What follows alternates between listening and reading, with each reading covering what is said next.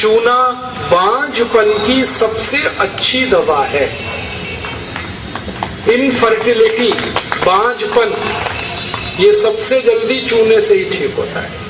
माताएं भी इस बात को सुने ध्यान से कि ऐसी अगर कोई माताएं बहनें हमारे घर में हैं जो मां नहीं बन पा रही हैं और तरह तरह से डॉक्टर ने उनकी जांच की है और डॉक्टर कहता है जी मेरे समझ में नहीं आता, सब चीज तो नॉर्मल है, फिर भी मां नहीं बन पा रही है, ऐसी किसी भी मां को लगातार चूना खिला दो, बहुत जल्दी मां बनेगी।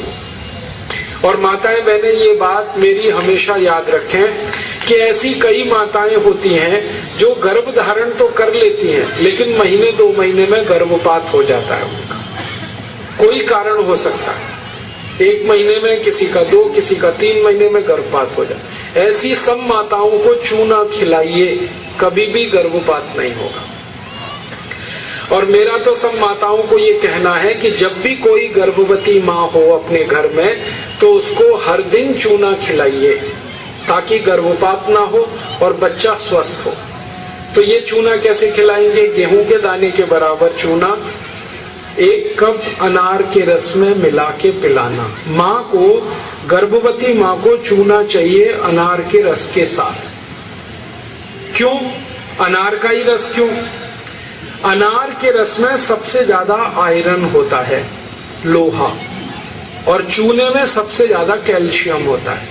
और गर्भवती माँ को आयरन और कैल्शियम, इन्हीं 2 तत्वों की सबसे ज्यादा आवश्यकता होती है। तो अनार का रस 1 कप ले लें और चूना गेहूं के दाने के बराबर हर गर्भवती माँ को 9 महीने तक दे दीजिए आप, सुबह खाली पेट। इसे याद रखिए। बस एक ही व्यक्ति चूना ना खाएं, एक सावधानी है इसमें। जिनको पथरी की बीमारी है, जिनको गॉल ब्लैडर स्टोन है, वो चूना ना खाएं।